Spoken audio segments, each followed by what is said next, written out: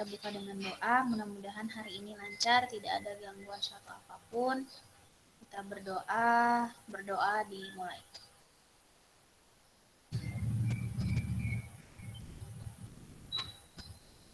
Oke, berdoa selesai.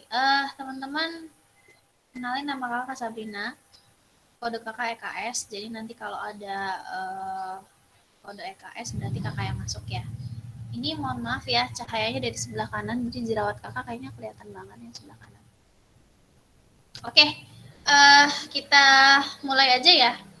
Ngomong-ngomong, udah pegang semua belum bukunya? Buku pejuang PTN udah pegang semua? Udah Kak, udah.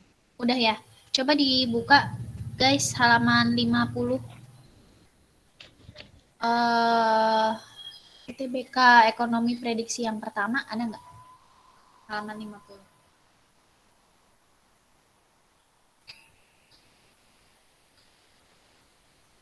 Kalau udah, bilang ya. Yang nomor 81 ya Kak? Iya, betul. Mulai dari nomor 81. Itu belum dibahas kan? Belum Kak. Belum, oke. Yang lain, kalau udah dibuka, bilang ya.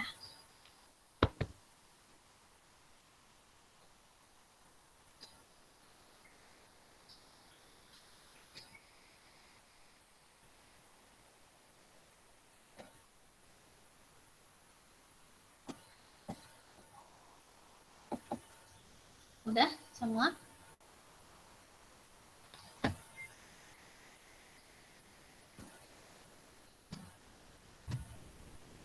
Nanti soalnya kakak tampilin juga. Jadi tetap ada.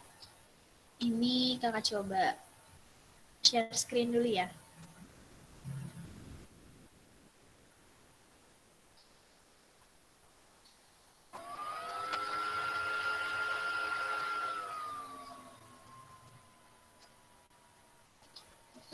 Udah kelihatan yang kakak tampilin? Udah Kak. Udah ya. Udah Kak. Oke, nanti boleh langsung ditandain aja jawabannya di bukunya, biar langsung keisi gitu. Sama nanti kalau misalkan ada materi-materi yang penting, nanti akan kakak kasih tahu, kamu lingkarin ya. Jadi kita fokusnya itu ke pembahasan materinya. Untuk urusan jawabannya A, B, C, D, E itu urusan yang belakang lah, karena kalau nanti punya materi pasti bisa jawab. Gitu.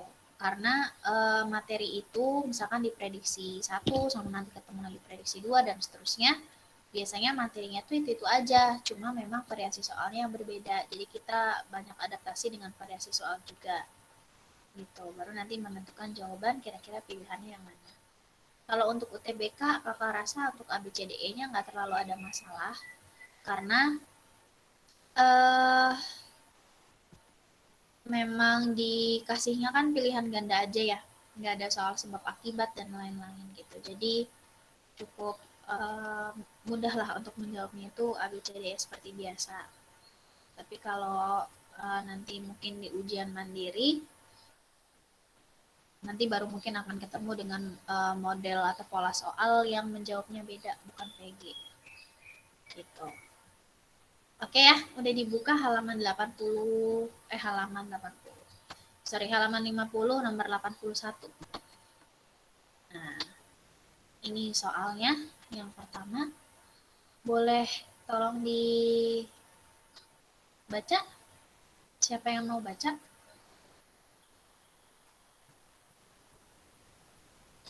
Dibaca aja tapi nggak usah dijawab, nggak apa-apa. Baca soal aja kok. Aku Kak. Oke. Jika diketahui fungsi permintaan dari suatu barang ditunjukkan dengan P sama dengan 10 dikurang Q, dan fungsi penawaran dari barang tersebut adalah Q dikurang 2P sama dengan 4, maka kuantitas dan harga keseimbangan adalah... Oke.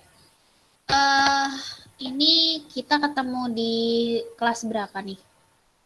Masih ingat nggak ini materi kelas berapa?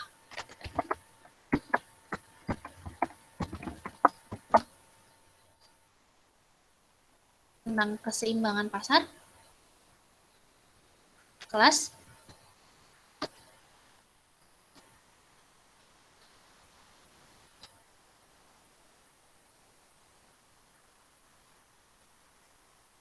Lupa ya? Ini materinya masuk di kelas 10 tentang keseimbangan pasar. Materi keseimbangan pasar ini adalah materi yang dipelajari waktu kelas 10 setelah belajar tentang permintaan dan penawaran.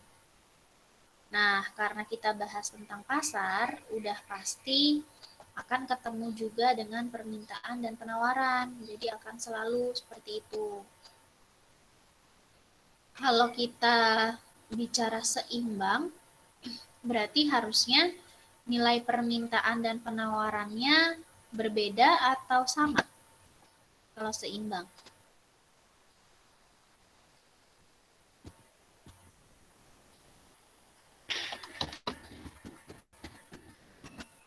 Permintaan sama penawarannya kira-kira kalau seimbang akan beda atau sama?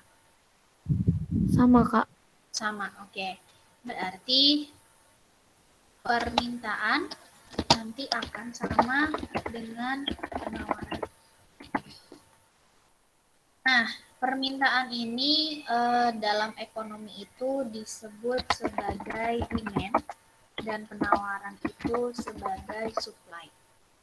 Demand di sini kan ada huruf D di bagian depan ya. Kemudian supply ada huruf S. Nah, nanti D sama S ini akan menjadi notasi untuk permintaan dan penawaran. Jadi nanti kalau ada fungsi yang belakangnya D, berarti itu adalah fungsinya demand atau fungsinya permintaan. Dan kalau ada yang belakangnya S, berarti itu adalah fungsinya penawaran. Gitu. Nah, selanjutnya nanti fungsi yang akan kita pelajari dalam keseimbangan pasar itu akan dibagi jadi dua. Ada fungsi harga dan ada fungsi kuantitas. Fungsi harga itu dinotasikan dengan huruf P, berasal dari kata price yang artinya harga. Nah, fungsi harga ini dibagi jadi dua, ada PD sama PS. Yang satu belakangnya D, yang satu belakangnya S. Kalau belakangnya D berarti kan demand. Demand itu tadi permintaan. Berarti fungsi ini kita sebut sebagai fungsi harga permintaan. Sementara kalau PS ini kita sebut sebagai fungsi harga penawaran. Karena belakangnya S yang mewakili supply. Gitu. Ini kalau fungsinya adalah fungsi harga. Sekarang P-nya kakak ganti jadi Q. Jadi fungsi kuantitas berasal dari kata quantity. Q itu QD, kemudian QS. Ada QD, ada QS.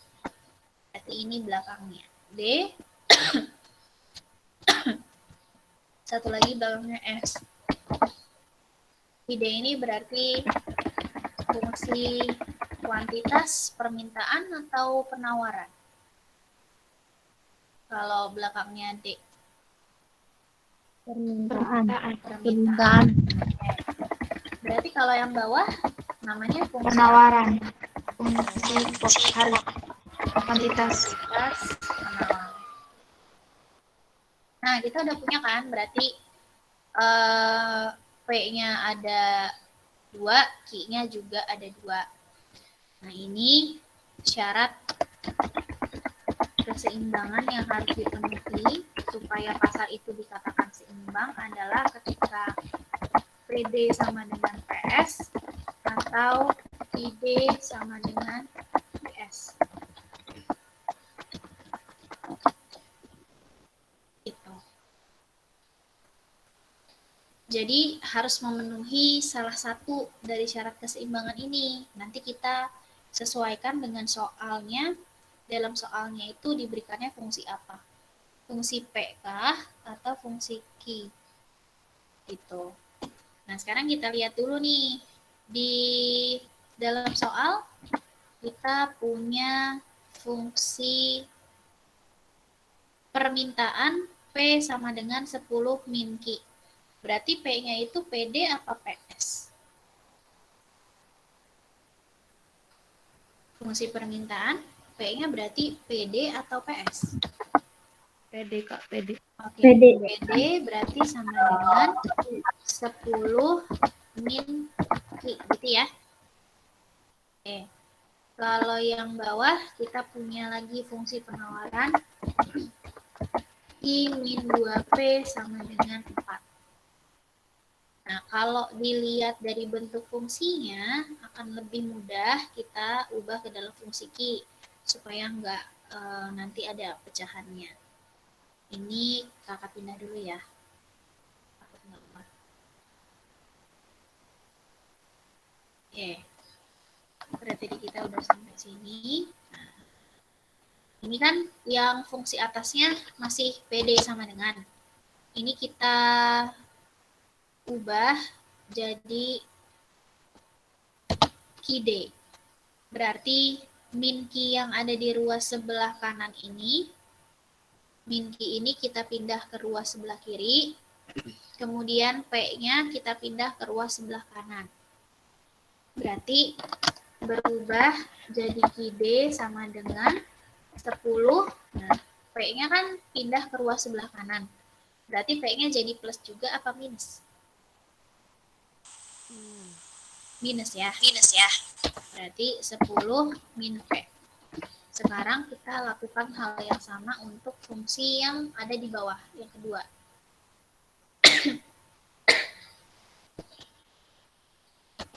Berarti QS ya, tadi penawaran sama dengan 4. Min 2P-nya pindahkan ke ruas sebelah kanan. Jadi 4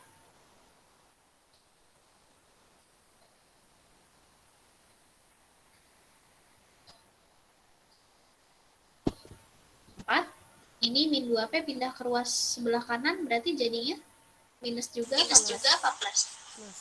Plus. Berarti plus 2P ya. Berarti kita punya QD sama QS. Kita berarti bisa pakai syarat keseimbangan yang QD sama dengan QS. Kalau udah kayak gini, berarti tinggal dimasukin aja fungsinya. QD tadi kan sama dengan 10 min P. Kemudian QS itu 4 plus 2P. Berarti kalau udah masuk dalam persamaan seperti ini, kita bisa cari nilai P-nya. Berarti 10-nya diapain?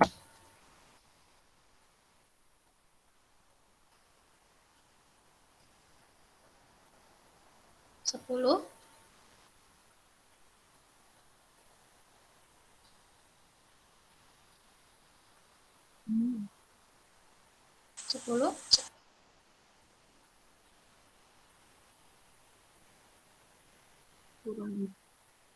dikurang 4. Oke, 10 dikurang 4 sama dengan 2P ditambah 2P ditambah 2P P. ditambah P. Lanjut. Jadi gimana lagi? 8. 6. 6. 6 sama dengan 3P. P-nya ini menjadi PE ya. P-nya itu equilibrium dari kata keseimbangan. Berarti PE-nya sama dengan berapa? 2. Nah, kalau udah ketemu 2, sementara di dalam soal alhamdulillah. Sementara di dalam soal yang diminta itu nggak cuma nilai harga keseimbangan, tapi juga nilai kuantitas keseimbangan. Berarti nilai kuantitas keseimbangannya bisa kita dapatkan dengan mensubstitusi nilai PE, berarti PE-nya ini bisa kita masukkan ke dalam salah satu fungsi. Boleh fungsi QD, boleh fungsi QS. Kita mau pakai yang mana kira-kira? QD apa QS?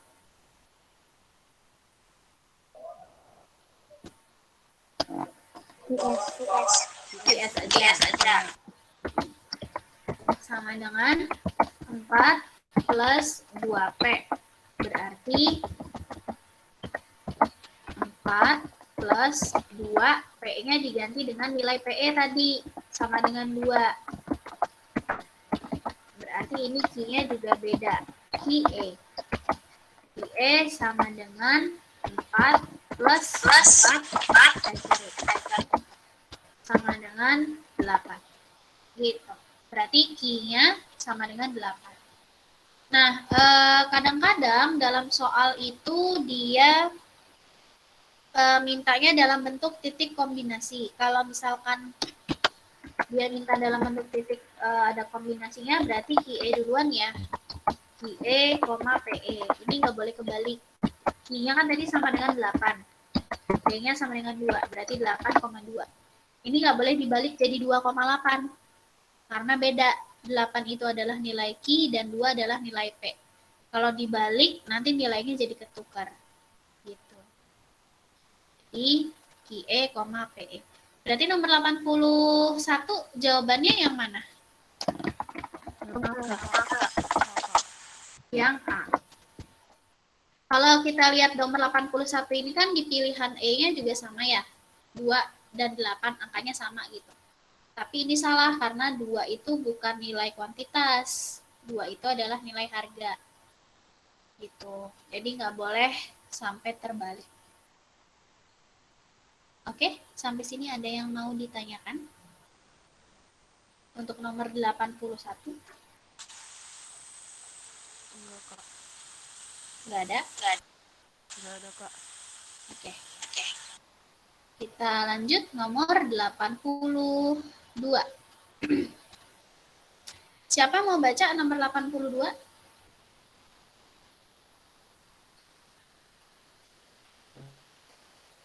Ya, Kak. Oke. Harga suatu barang akan sama nilainya dengan marginal revenue apabila Oke.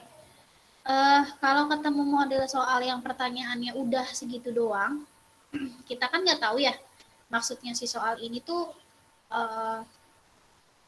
arahnya kemana sih gitu. Nah, kalau kamu bingung, kamu lihat pilihan jawabannya. Pilihan jawabannya di situ mengarahkan ke materi tentang apa. Di situ coba dilihat. Tentang apa kira-kira materi yang diminta sama soal.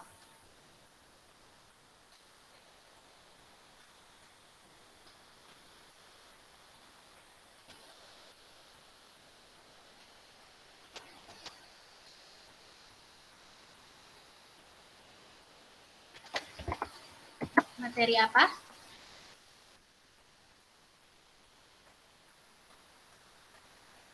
Tentang pasar ya. Dari pilihan A, B, C, D, E, ini umumnya tentang pasar. Pasar itu kita bahas di kelas 10. Nama materinya adalah struktur pasar. Nah, secara umum struktur pasar ini dibagi jadi 2. Ini dibagi menjadi 2. Ada pasar persaingan sempurna, kemudian ada pasar persaingan tidak sempurna. Nah, nanti pasar persaingan tidak sempurna ini dibagi-bagi lagi ke dalam beberapa bentuk struktur pasar. Contohnya, yang pertama adalah monopoli, kemudian yang kedua ada duopoli, yang ketiga ada oligopoli, kemudian yang keempat ada monopolistik, yang kelima ada monopsoni. Ini termasuk ke dalam materi penting ya, tolong dilingkarin karena biasanya struktur pasar akan keluar, tapi tergantung jenis pasar apa yang nanti akan dibahas dalam soal. Ini kakak warnain yang warna merah, berarti yang lumayan sering keluar ya. pasar persaingan sempurna, monopoli, terus ada oligopoli, ada monopolistik. Nah, yang berkaitan dengan soal ada kondisi khusus dalam pasar persaingan sempurna.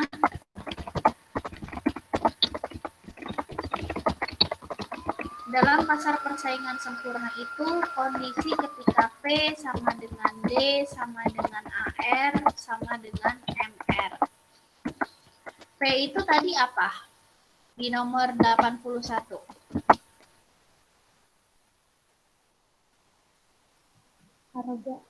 Harga. Oke. Dari kata price ya. Berarti harga. Kalau D tadi apa? Permintaan atau demand. Nah, kalau AR ini nanti akan ketemu di konsep penerimaan, kita kenal dengan average revenue atau rata-rata penerimaan. Sementara kalau MR itu adalah marginal revenue atau tambahan penerimaan. Ini adanya di pasar persaingan sempurna. Artinya nilai harga dengan kurva permintaan, kemudian kurva AR dan kurva MR itu bernilai sama. Ini adanya di pasar persaingan sempurna. Kira-kira nomor 82 jawabannya apa? B. Yang B. Barang tersebut dijual dalam pasar persaingan sempurna. Nah, cuma ada di pasar persaingan sempurna aja.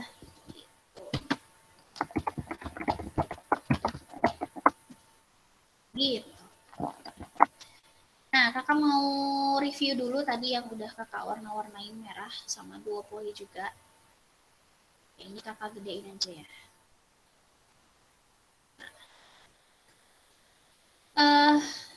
Ini sedikit tentang masing-masing pasar. Jadi pasar yang pertama adalah monopoli. Di situ mononya kakak warnain merah supaya lebih mudah mengingatnya bahwa monopoli itu dari kata mono artinya satu. Berarti penjualnya cuma satu. Karena penjualnya cuma satu, otomatis dia bisa membentuk harganya sendiri karena nggak ada pesaing lagi. Nah, makanya penjual itu disebut sebagai price maker atau pembuat harga atau pembentuk harga. Nah, contoh perusahaan yang ada dalam pasar monopoli itu adalah PLN. Karena nggak ada lagi sejauh ini yang menghasilkan listrik selain PLN. PLN itu jadi satu-satunya penjual listrik, penghasil listrik.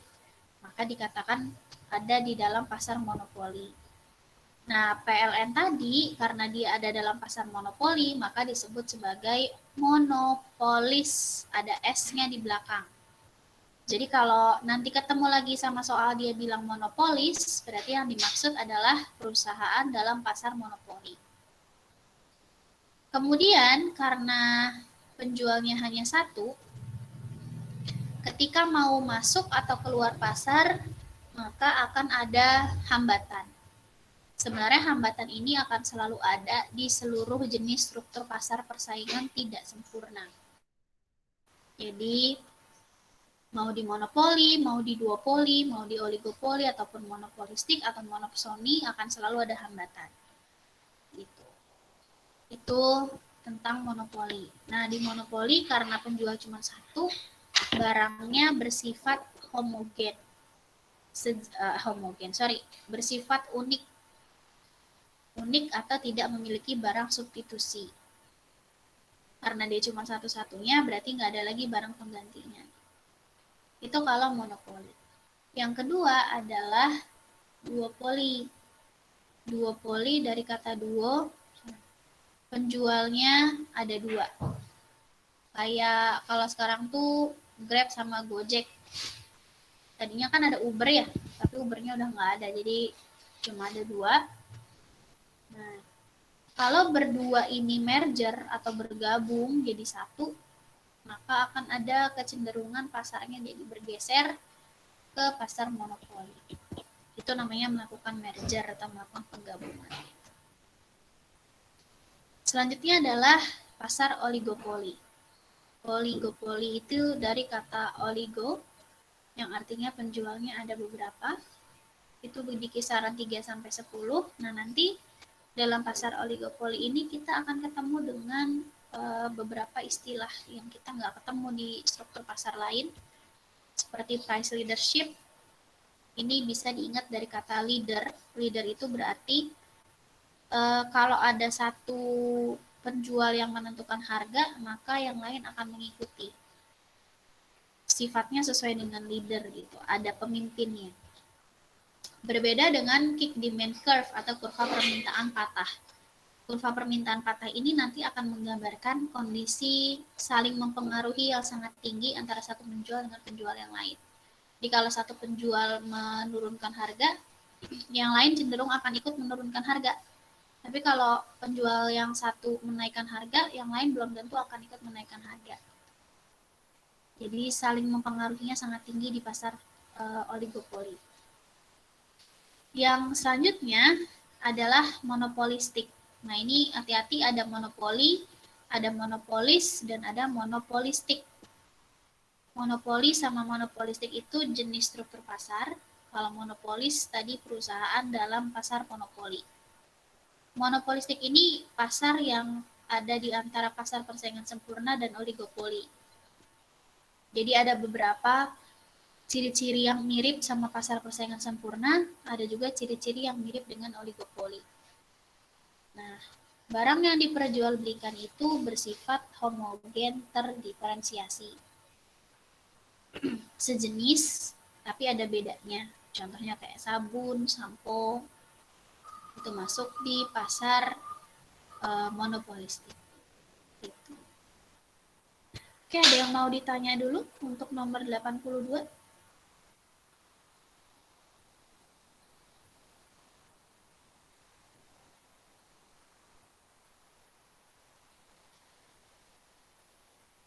Nggak ada?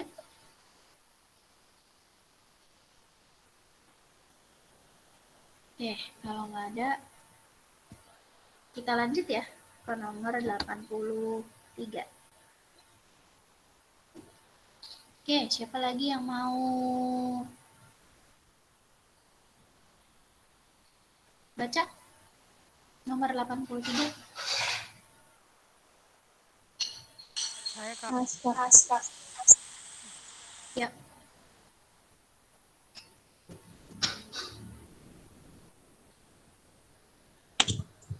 Seorang pengusaha konveksi akan membeli peralatan baru dengan nilai 50 juta rupiah dengan menandatangani kesepakatan transaksi kredit dengan pedagang peralatan tersebut tanpa adanya uang muka.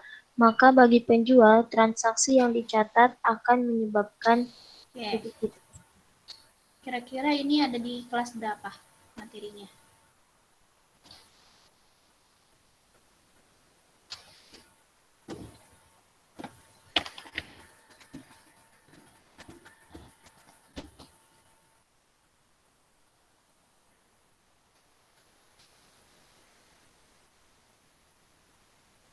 Ada di kelas?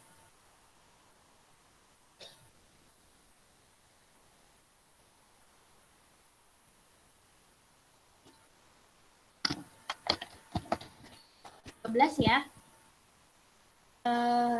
Akuntansi. Kalau ketemu model soal yang seperti ini, kita bisa lihat dari pilihan jawabannya dulu. Karena kalau nggak lihat dari pilihan jawabannya, nanti kita bingung ini maksudnya mau dicatat ke mana.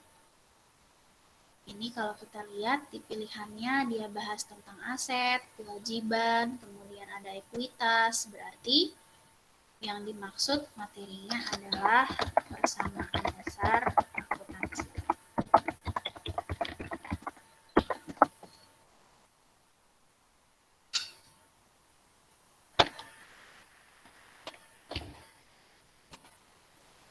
Nah, persamaan dasar akuntansi ini waktu awal-awal masuk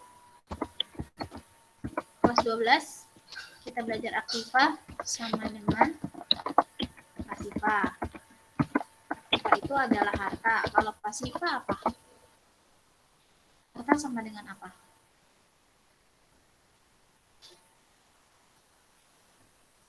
Modal. Modal, Kak. Modal sama ada dua di pasiva. Modal dan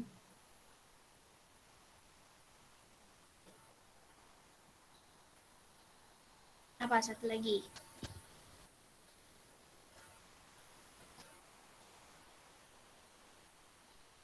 utang. Iya, betul. Utang plus modal.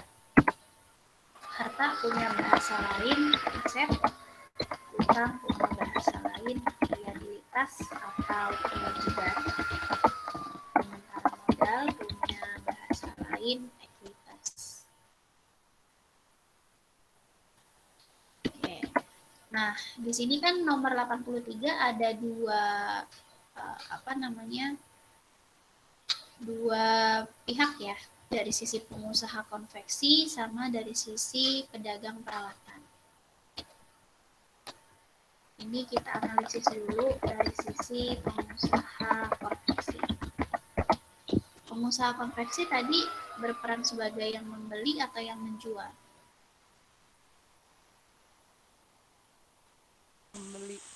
Membelinya itu secara tunai atau secara kredit? Kredit. Kalau dia beli secara kredit berarti belum dibayar kan? Berarti dicatatnya sebagai utang atau sebagai piutang? Utang. Utang. Ini dari sisi pengusaha konveksi. Kalau sekarang kita lihat dari sisi pedagang peralatan.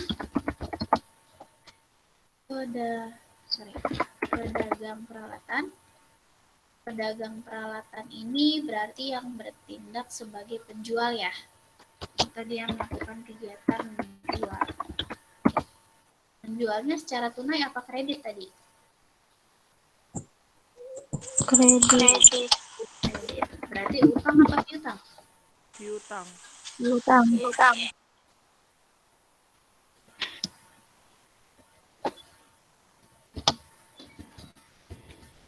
Nah, yang diminta sama soal dari sisi siapa? Penjual. Penjual. Berarti dari sisi pedagang peralatan. Berarti nanti dia akan mencatat sebagai piutang ya. Piutang dan pendapatan. Karena dari hasil menjual barang. Piutang ini nantinya akan mempengaruhi harta, utang atau modal? Harta. Ini mempengaruhi harta. Berarti kalau ada pencatatan utang baru, nanti hartanya akan bertambah atau akan berkurang? Bertambah. Tadi harta punya bahasa lain namanya aset ya? Iya. Oke. Kalau pendapatan kira-kira akan berpengaruh kemana? Modal. Modal bahasa lainnya adalah ekuitas. Berarti ekuitasnya bertambah atau berkurang? Bertambah. Okay. Berarti dari hasil analisis ini kira-kira jawabannya yang mana? Yang C. Oke.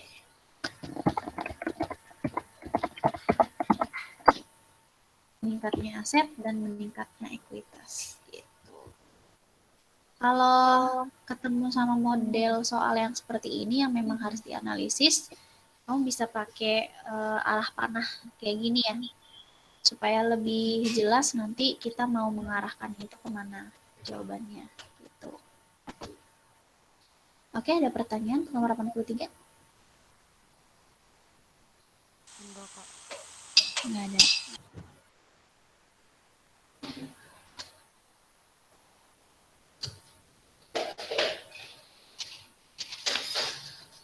Oke. Lanjut nomor 84. Siapa yang mau baca? Saya Kak Fitri. Oke. Silakan. Berikut adalah prinsip koperasi dalam pembagian sisa hasil usaha SHU kecuali SHU atau koperasi ini masih ingat nggak ada di kelas berapa materinya?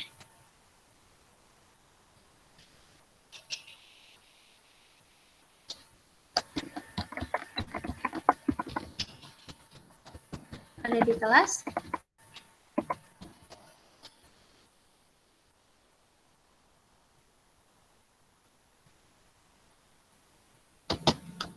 Oke, 10 ya. Materinya tentang koperasi. Jadi, koperasi itu adalah toko guru sebenarnya dalam perekonomian yang ada di Indonesia. Koperasi ini dia awalnya akan menghimpun dana dari anggota, di mana nanti dana itu sebagian akan diputar dalam bentuk usaha. Nah, nanti dari hasil usaha atau unit-unit usaha yang dijalankan sama koperasi itu, nanti kan akan mendapatkan untung atau laba kan.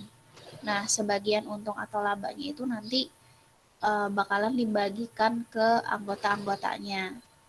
Itulah yang disebut sebagai sisa hasil usaha. Jadi ada hasil usaha, kemudian sisanya atau sebagiannya nanti akan dikembalikan kepada anggota, dibagikan kepada anggota. Gitu.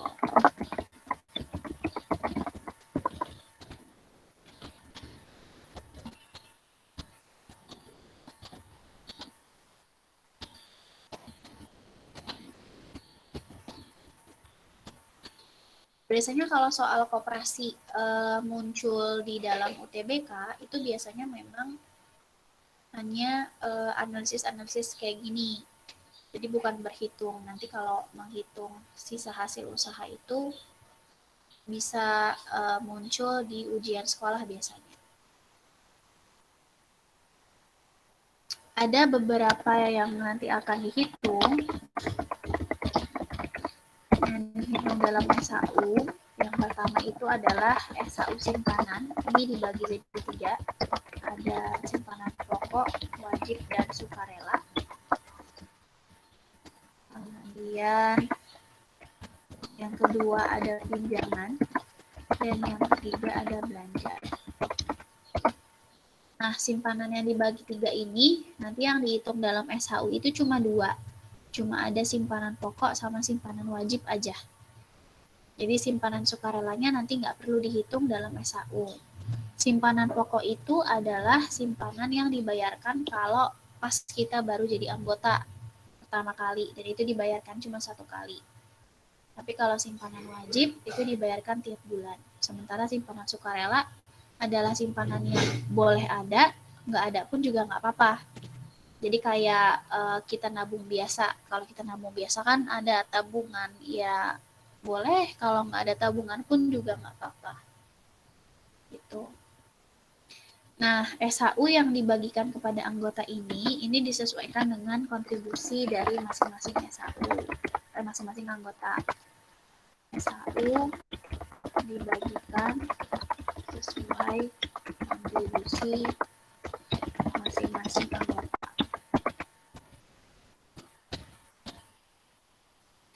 Jadi semakin besar kontribusinya, maka SHU yang didapatkan juga akan semakin besar. Misalkan kakak punya simpanan lebih kecil daripada kamu, berarti SHU simpanan kamu bakal lebih besar dibandingkan dengan SHU simpanan kakak. Tapi kalau ternyata pinjaman kakak lebih besar dibandingkan dengan kamu, berarti nanti SHU pinjaman kakak yang akan lebih besar dibanding kamu. Jadi pembagian SHU itu pada prinsipnya akan disesuaikan dengan kontribusi masing-masing anggota. Kira-kira nomor 84 jawabannya yang mana?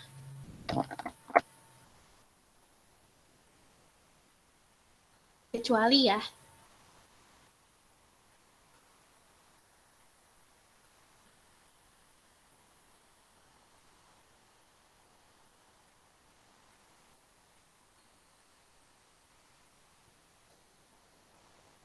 Yang mana kira-kira nomor 84?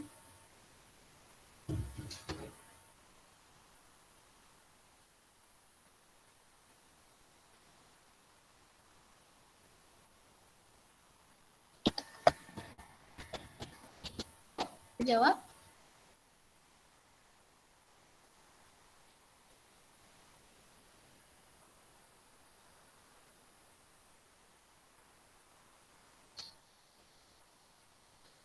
Prinsip koperasi dalam pembagian SHU kecuali yang mana?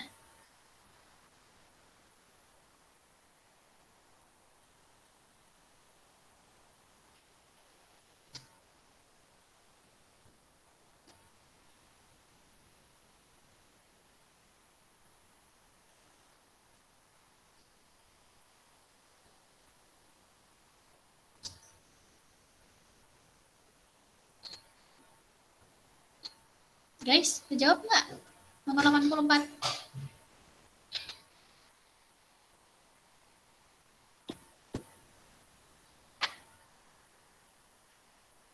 Yang C bukan, Kak. Yang mana? Yang C bukan. Yang C, yang lain?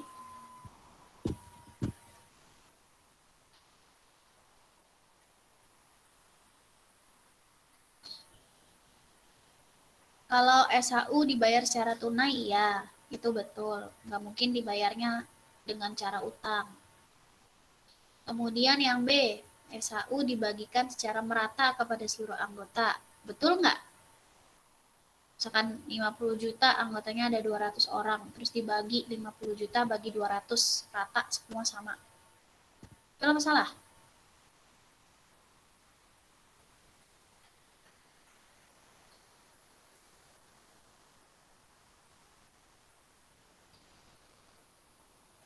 Salah ya? Karena tadi SHU dibagikan sesuai kontribusi, bukan dibagikan secara merata.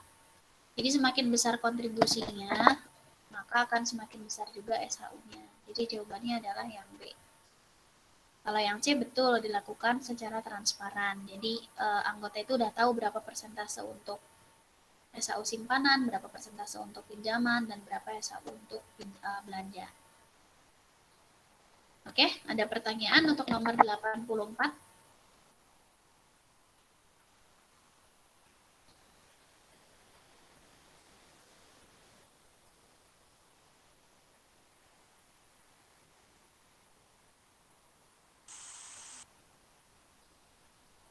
Nggak ada? Nggak ada, Kak. Oke.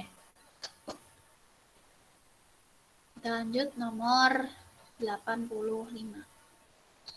Bentar ya. Boleh tolong dibaca dulu siapa mau baca?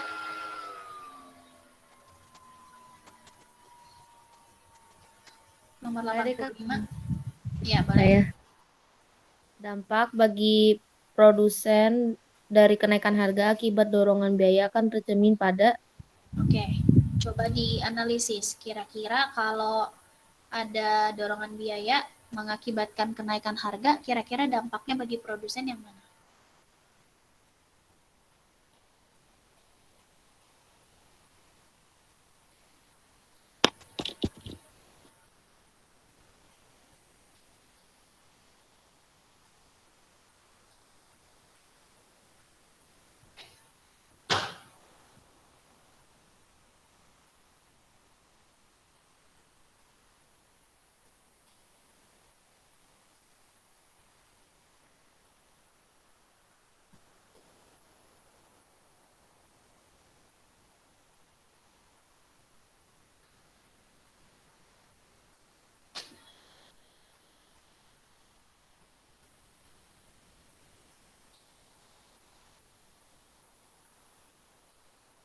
Yang A bukan, Kak.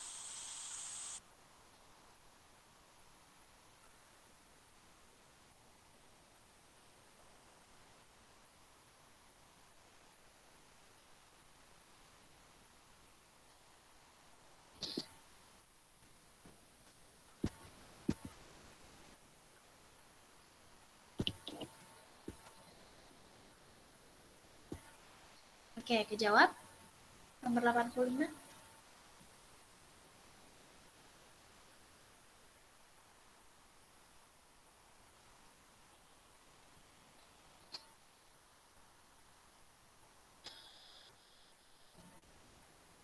Yang C bukan, Kak.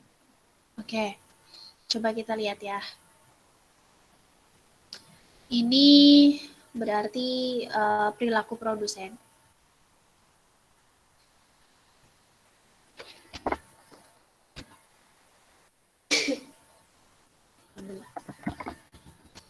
Kelas 10 materinya tentang teori perilaku produsen.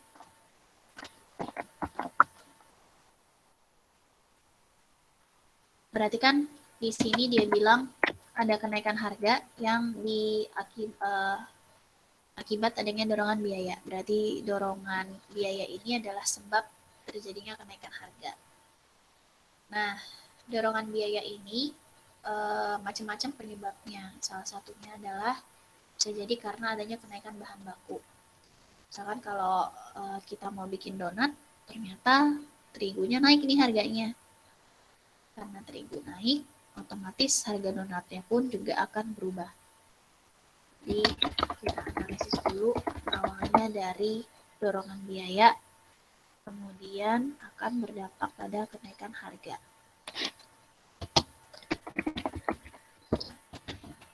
Nah, kalau harganya naik, otomatis kemungkinan besar produsen nanti akan mengubah jumlah yang dihasilkan. Misalkan kayak donat yang tadinya biasa bikin 20, sekarang jadi cuma bikin 10. Karena kalau dipaksakan bikin 20, nanti biayanya akan semakin tinggi. Sehingga selain harga naik, maka produsen pun juga akan mengurangi hasil produksi. Jadi produksinya nggak sama lagi jumlahnya dengan yang biasanya. Ini baru-baru ini terjadi untuk hasil dari tempe sama tahu. Tempe sama tahu itu jumlahnya jadi lebih sedikit yang dihasilkan karena harga kedelainya beberapa waktu yang lalu lagi naik.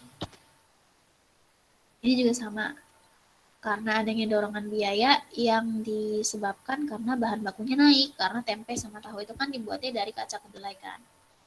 Kalau kacang kedelainya naik, berarti akan berpengaruh terhadap harga tempe atau harga tahunya.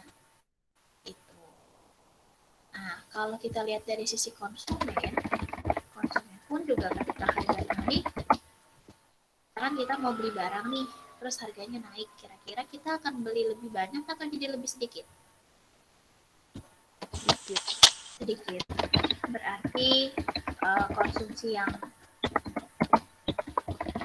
dipakai sama masyarakat udah jadi lebih sedikit. Berarti kira-kira yang mana jawabannya? Dampak bagi produsen dari kenaikan harga akibat dorongan biaya akan tercermin pada Yang E. yang E, penurunan jumlah barang yang diproduksi atau impor. Gitu. Ini sama polanya analisisnya kayak yang tadi sebelumnya. Kita analisis dulu, pakai tanda panah gini juga boleh ya, supaya nanti lebih kelihatan arah jawabannya kemana. Oke, ada pertanyaan untuk nomor 85? Enggak, Kak. Oke, siapa mau baca nomor 86?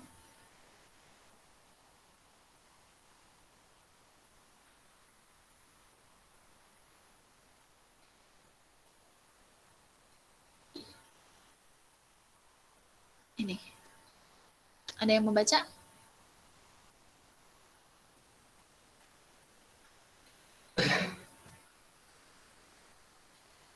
Saya, Kak. Oke.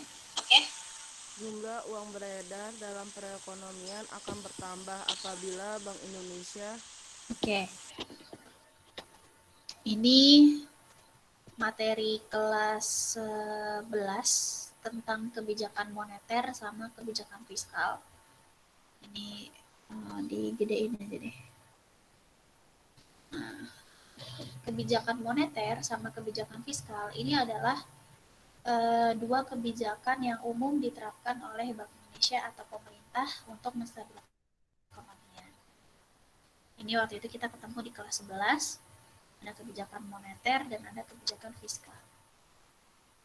kebijakan moneter, di situ ada kata mone yang kakak warnain warna merah. Mone-nya itu nanti akan berhubungan dengan money, untuk mengingat money, yang artinya uang.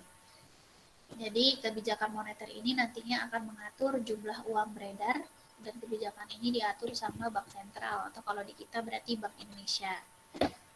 Nah, ada beberapa kebijakan dalam pelaksanaan kebijakan moneter. Yang pertama adalah politik diskonto. Di situ ada diskon yang kakak warnain merah juga. Artinya politik diskonto ini nanti akan membahas atau akan mengatur tentang suku bunga. Suku bunga yang diatur baik suku bunga pinjaman maupun suku bunga simpanan. Suku bunga ini bisa naik, bisa turun. Kalau suku bunganya naik, berarti suku bunga pinjamannya naik, suku bunga simpanan juga naik. Artinya kalau kita pinjam uang di bank, kalau kita pinjam uang itu kan pasti ada bunganya. Berarti kalau kita pinjam uang di bank, pinjaman yang kita kembalikan itu dengan bunga yang lebih besar karena suku bunganya naik. Begitupun dengan simpanan. Kalau suku bunga simpanannya naik, otomatis ketika kita nabung, maka kita akan dapat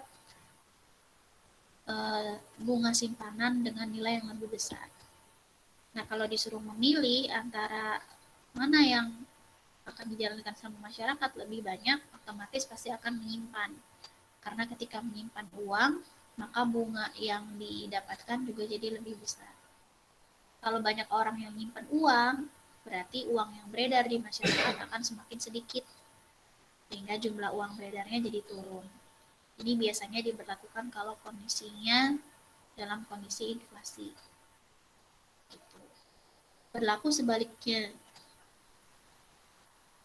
Kalau suku bunga turun berarti pinjaman turun, suku bunganya, simpanan juga turun suku bunganya. Nah, artinya masyarakat nanti akan dihadapkan pada dua pilihan. Kalau dia ambil kredit berarti dia akan kembalikan dengan bunga yang lebih rendah. Kalau dengan dia menyimpan, dia akan dapat bunga simpanan yang lebih rendah. Berarti lebih baik masyarakat ambil kredit kan, mumpung bunganya lagi turun. Sehingga kalau banyak masyarakat yang menarik dana, berarti jumlah uang beredarnya nanti akan semakin banyak. Maka ini akan diterapkan kalau kondisi perekonomiannya dalam kondisi resesi. Resesi atau deflasi. Gitu. Selain politik diskonto, ada lagi operasi pasar terbuka. Operasi pasar terbuka kalau dia bahas tentang pasar, berarti pasti ada proses jual beli. Tapi yang diperjualbelikan ini adalah surat berharga. Kayak obligasi atau sertifikat Bank Indonesia, itu diperjualbelikan di operasi pasar terbuka. Jual belinya ini dilihat dari sisi bank ya, bukan dari sisi masyarakat. Jadi kalau banknya menjual, berarti bank nanti akan memberikan surat berharga ke masyarakat dan masyarakat akan memberikan uang ke bank. Berarti akan banyak uang yang masuk ke bank. Maka jumlah uang beredarnya nanti akan semakin sedikit. Berlaku sebaliknya. Kalau seandainya banknya membeli, berarti banknya akan memberikan uang ke masyarakat, masyarakat memberikan surat ke bank. Berarti lebih banyak lagi jumlah uang yang akan beredar. Yang ketiga adalah cadangan kas bank umum. Ini juga diatur sama Bank Indonesia. Jadi tugas atau fungsi utama bank itu ada dua, menghimpun dan menyalurkan. Misalkan awalnya disimpan 300, misalkan yang udah dihimpun 1000, disimpan 300, berarti yang bisa disalurkan 700. Nah, sekarang cadangan kasnya diturunin, berarti bank akan simpan uang lebih banyak, lebih sedikit. Misalkan yang tadinya 300 jadi 200. Berarti kan yang disalurkan juga jadi lebih banyak. Kalau yang disalurkan lebih banyak, berarti jumlah uang beredarnya juga akan semakin banyak. Nah, sebaliknya, kalau cadangan kasnya naik, berarti bank akan menyimpan lebih banyak. Berarti yang disalurkan lebih sedikit. Misalkan naik jadi 400 yang disimpan. Berarti yang disalurkan 600. Maka jumlah uang beredarnya akan semakin sedikit. Kemudian yang keempat, ada kredit selektif. Dari kata selektif berarti kredit yang disalurkan jumlahnya akan lebih sedikit dan orang yang mendapatkan kredit pun juga akan lebih sedikit. Syarat untuk dapat kreditnya juga jadi lebih ketat gitu. Ini biasanya akan diterapkan kalau kondisinya inflasi. Beda sama kredit longgar. Kalau kredit longgar, justru uang yang disalurkan untuk bentuk kredit jadi lebih banyak, uang yang dapat kredit juga lebih banyak. Orang yang dapat kredit lebih banyak. Ini biasanya diberlakukan kalau resesi. Sementara fiskal itu kata kuncinya adalah anggaran. Anggaran itu dari sisi pemerintah, bisa dilihat dari sisi penerimaan dan pengeluaran negara. Gitu. Nah, kalau kita lihat lagi nomor 86, berarti kira-kira yang mana yang akan menyebabkan jumlah uang beredarnya jadi bertambah? Kira-kira yang mana jawabannya?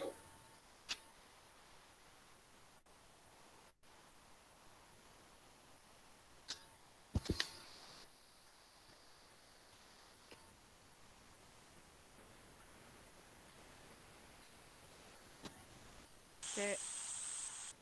Yang C ya? Ya, Kak. Oke. Betul jawabannya yang C tadi. Kalau yang B, menjual surat berharga, kenapa bukan?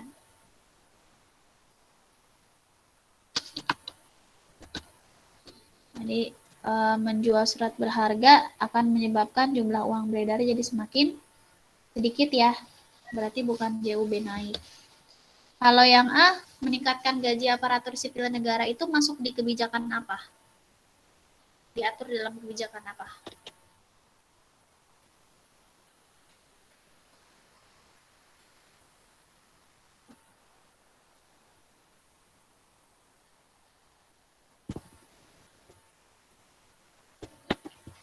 Kira-kira yang gaji aparatur sipil negara itu Bank Indonesia apa pemerintah?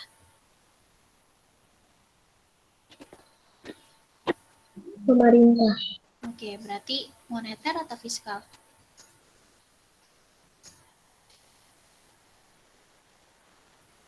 Fiskal. Fiskal. Yang A fiskal. Kalau yang D sama E, subsidi sama pajak, itu kira-kira yang ngatur siapa? Bank Indonesia apa pemerintah? Pemerintah. Berarti moneter atau fiskal? Fiskal. Gitu ya. Ini ditandai juga jadi materi penting karena ini sering keluar dari tahun ke tahun, hampir nggak pernah absen. Oke, nomor 86. Ada pertanyaan sebelum kita masuk nomor 87?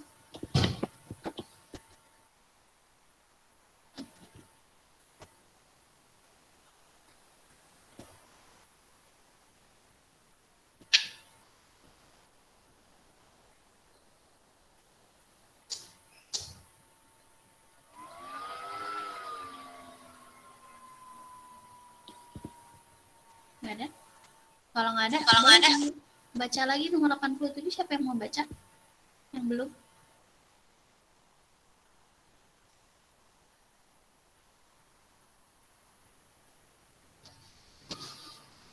Saya, Kak. Oke, boleh. Apabila suatu negara memberlakukan kebijakan menaikkan pajak impor barang, maka hal ini akan berdampak pada Oke.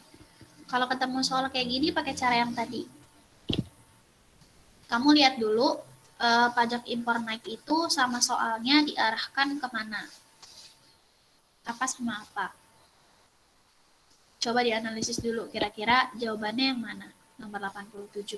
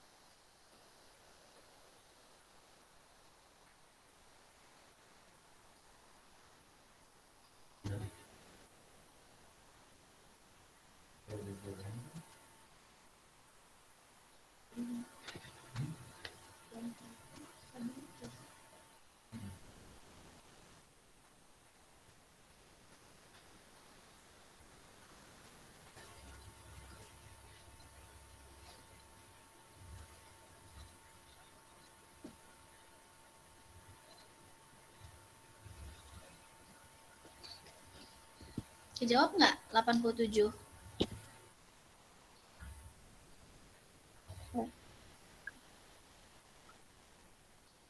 Ya, C.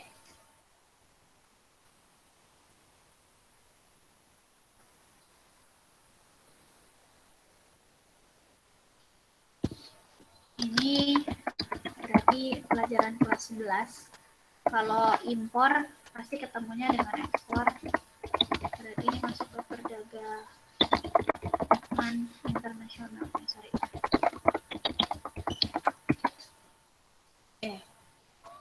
Kita lihat dulu di sini ya. Dimintanya itu hubungannya ke penerimaan negara sama konsumsi terhadap barang itu sendiri. Jadi kalau kita lihat ke penerimaan negara,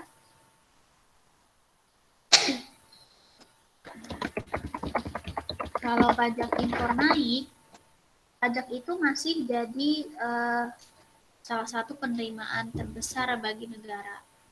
Jadi kalau pajak impor naik, logikanya penerimaan negara akan naik secara nominal. Ini kalau dari sisi penerimaan negara. Sekarang kita lihat dari sisi konsumennya.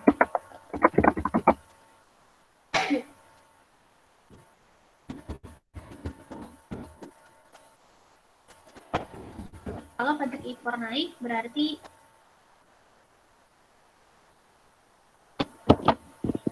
harga barang impornya naik atau turun?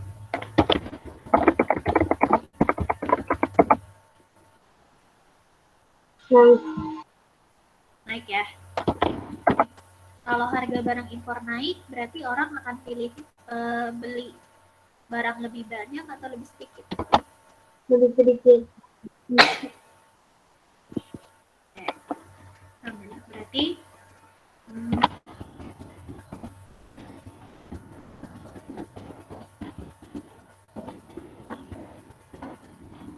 konsumsinya akan lebih sedikit, tapi ini juga ada tujuan ya.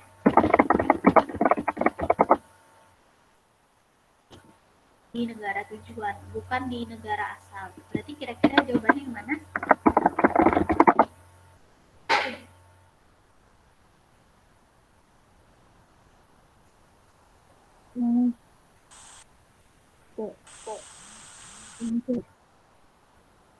Dan C ya.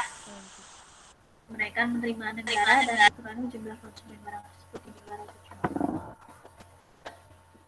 Ada pertanyaan? Aduh, maaf ya guys.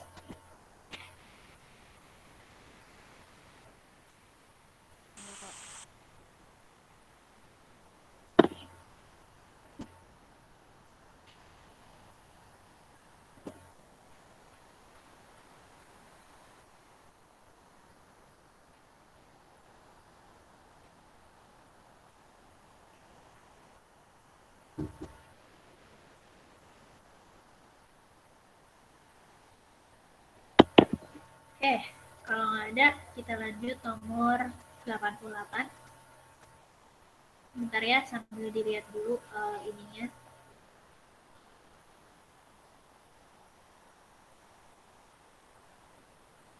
Oke. Ini nomor 88, boleh tolong dibaca dulu. Siapa yang belum baca, ada nggak?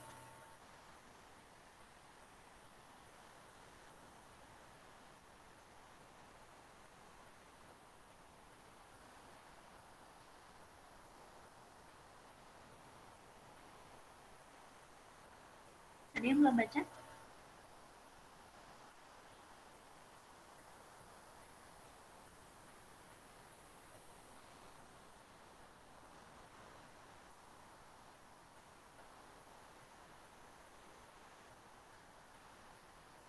Yuk dibaca dulu nomor 88.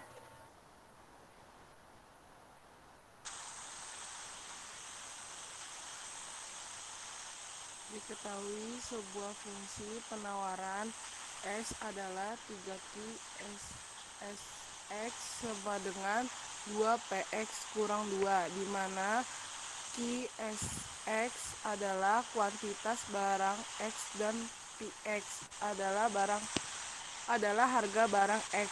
Jika QSX bernilai 2 unit, maka nilai elastisitas titik bersifat. Oke. Ini adalah materi kelas 10, elastisitas harga. Jadi elastisitas itu sebenarnya macam-macam jenisnya. Ada elastisitas harga, ada elastisitas silang, ada elastisitas pendapatan. Kalau dia berhubungan dengan harga berarti masuk di elastisitas harga. Nah, ini ada 3 rumus untuk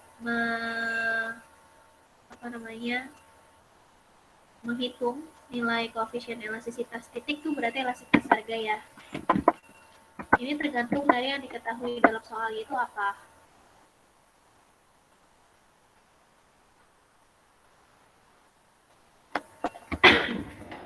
Diketahui dalam soal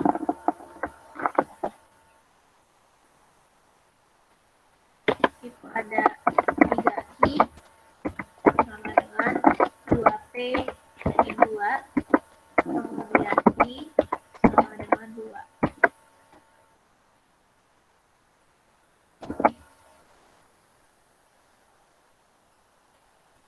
Berarti kalau dari yang diketahui dalam soal, kira-kira kita pakai rumus yang mana? Nomor berapa? Ini bentuknya fungsi. Berarti nomor 1, 2, apa 3?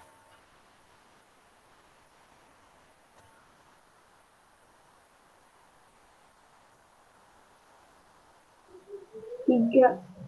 3 ya. Itu Q aksen kali P per Q.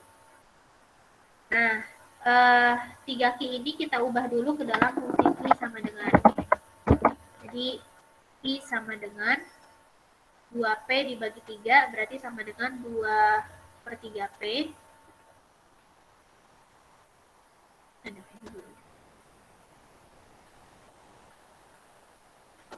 Berarti 2/3P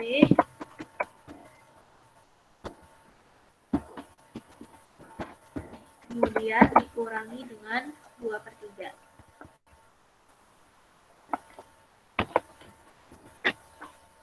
Nah, fungsi ini kita turunin pakai turunan matematika kayak biasa.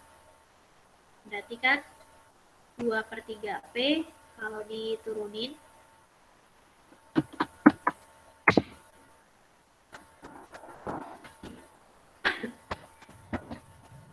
berarti hasilnya 2/3. Karena P-nya pangkat 1 dikurangi 1 berarti habis. 1 kali 2/3 sama dengan 2/3. Sementara yang minus 2/3 itu habis karena nggak ada variabelnya. Berarti Q aksennya sama dengan 2/3. Q-nya sama dengan 2, yang kita belum punya adalah P-nya. Gimana cara cari P-nya? P-nya ini bisa kita cari dengan cara substitusi nilai 2-nya ke dalam fungsi yang 3Q sama dengan 2P min 2. Berarti Q-nya diganti dengan 2. Berarti 2 kali 2 sama dengan 2P min 2.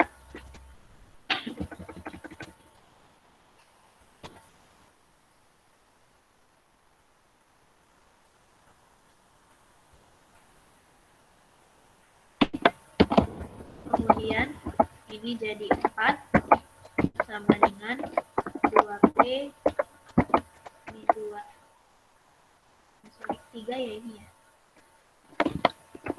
3 kali 2. Ini jadi 6. Berarti 6 sama dengan 6 ditambah 2. 2-nya kita pindah ruas ke sebelah kiri. Sama dengan 2P.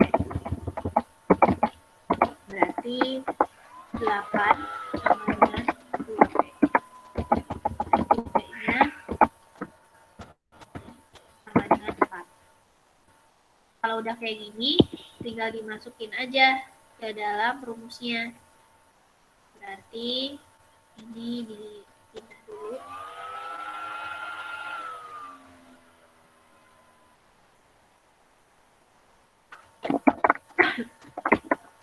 aksennya tadi 2/3 ya.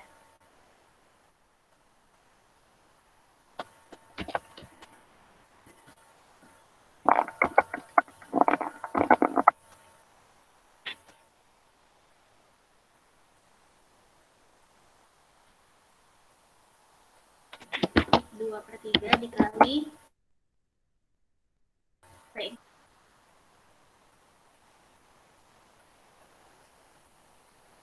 Q-nya 2.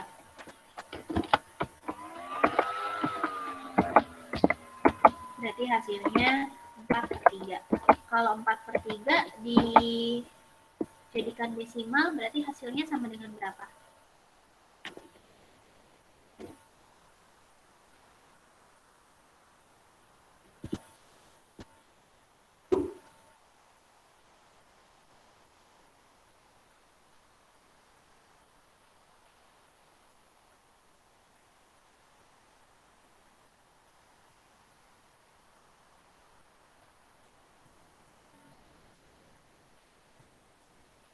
Berapa guys? 4/3.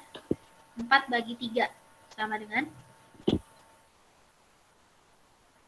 1/3. desimal, berarti 1,333 ya. Iya. Nah, hasilnya ini nanti digolongkan ke dalam jenis elastisitasnya. Jenis elastisitas itu dibagi jadi 5. Yang pertama ada elastis kalau koefisiennya lebih dari 1. Yang kedua inelastis kalau koefisiennya kurang dari 1. Kemudian uniter itu sama dengan 1. Yang keempat ada elastis sempurna. Ini hasilnya K hingga.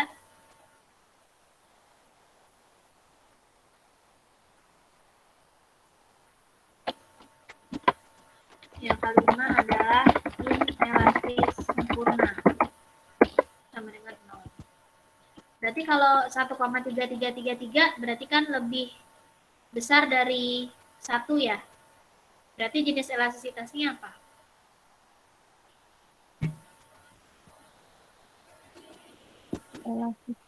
Elastis. Berarti jawabannya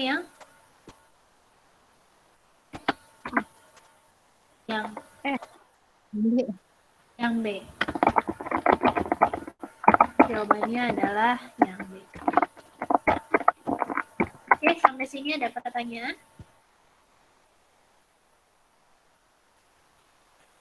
Ini ditandai juga materi penting ya, karena elastisitas biasanya sering keluar, tapi tergantung elastisitasnya elastisitas apa dulu. Bisa elastisitas harga, bisa elastisitas silang atau pendapatan.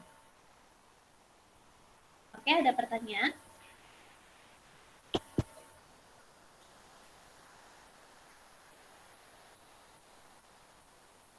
Nggak ada? Kalau nggak ada, kita lanjut nomor 89. Satu lagi, siapa yang mau baca? Rasa. Boleh? Akun yang termasuk dalam akun nominal adalah Oke, coba dijawab dulu. Dibaca teman-teman, kira-kira jawabannya yang mana?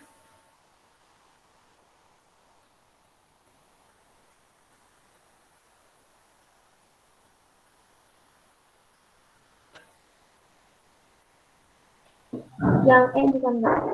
Yang E, oke, yang lain?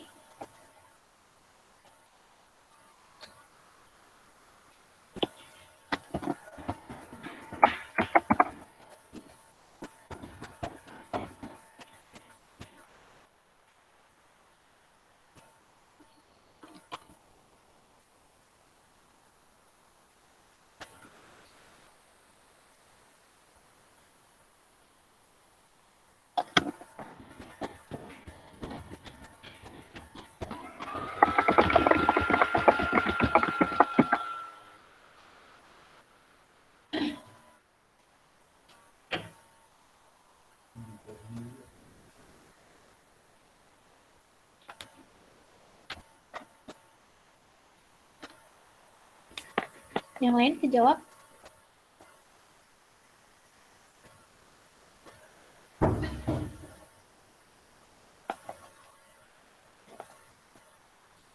Akun dalam akuntansi itu dibagi yang kita pelajari ada dua. Ada akun real sama akun nominal.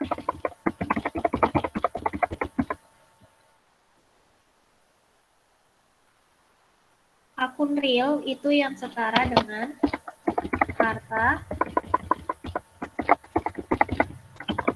utang, modal. Kalau nominal, pendapatan, dan beban. Ini yang setara. Jadi bisa jadi nama akunnya beda, tapi dia setara gitu. Ini berarti harus kita analisis masing-masing pilihannya. Kalau pendapatan sewa, berarti udah pasti masuk ke akun nominal, ini setara dengan pendapatan. Oke, kemudian beban dibayar di muka. Beban dibayar di muka ini nanti berarti kan beban yang harusnya misalkan tiap bulan kita bayar, tapi kita bayar untuk jangka waktu tertentu. Jadi masuknya misalkan kayak sewa atau asuransi yang bisa kita bayar per bulan, tapi kita bayarnya berubah jadi per 1 tahun atau per 2 tahun. Jadi ini masuk ke dalam akun real. Real ini setara dengan harta. Kemudian yang ketiga, persediaan barang dagang. Ini masuk ke perusahaan dagang, ini juga tergolong ke dalam akun real. Ini golongan harta. Kemudian beban yang masih harus dibayar. Jadi beban ini harusnya sudah dibayar, tapi ternyata sampai akhir periode ini belum dibayar. Jadi ini masih masuk ke dalam utang. Ini setara dengan real. Kemudian yang kelima, yang E, pendapatan bunga diterima di muka. Ini juga tergolong ke dalam akun real atau setara dengan utang.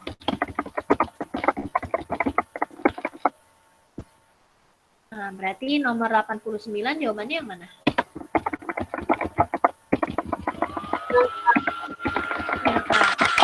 Yang diminta adalah akun nominal.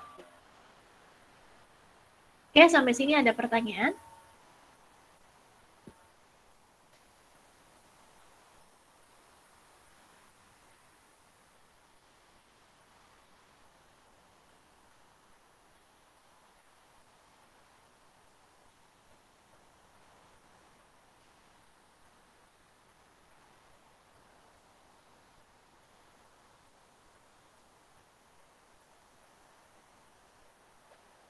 Oke, kalau nggak ada, kita absen dulu ya.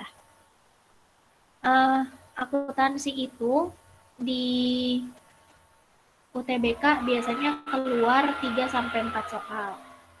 Kalau di SIMAK biasanya keluar 2-3 soal. Karena di SIMAK cuma ada 15 soal, sementara kalau di UTBK itu sampai 20 soal. Jadi memang beda jumlahnya. Ini kakak absen dulu. Ada Fitri Aisyah. Hadir, Kak. Oke, terus Aas. Hadir, Kak.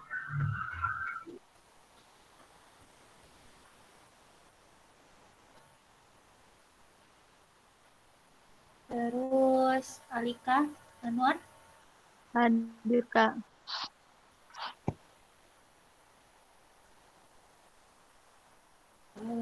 Asya Nadia. Hadir, Kak.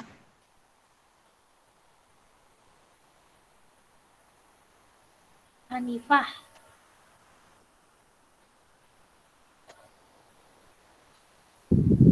Hanifah ya? Hadir, Kak. Oke. Anita. Hadir, Kak. Oke. Terus Amanda Alfadila.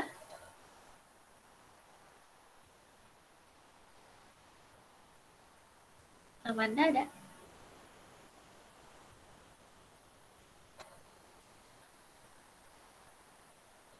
Hilya Putri? Hadir, Kak. Oke, Hasya Afrida? Hasya ada? Ada, Kak.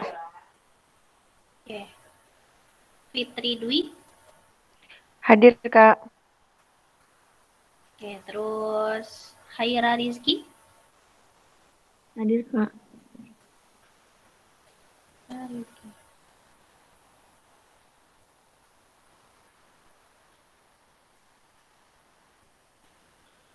Terus Atri? Atri ada?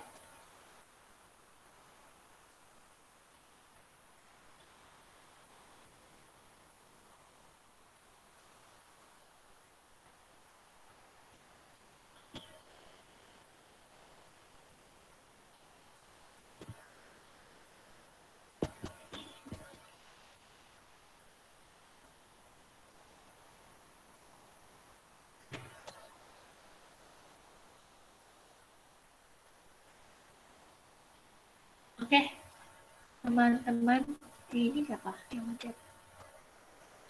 Atri, oke. Oke, teman-teman, kakak cukupkan aja dulu supaya sama juga dengan teman-teman di kelas lain.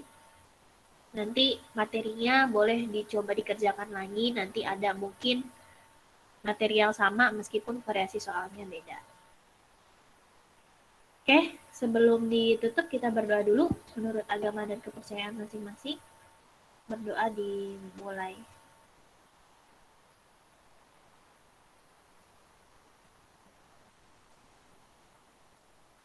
Oke, berdoa selesai. Terima kasih semuanya. Assalamualaikum. Warahmatullahi wabarakatuh. Terima kasih, Kak. Ya, Terima kasih, Kak.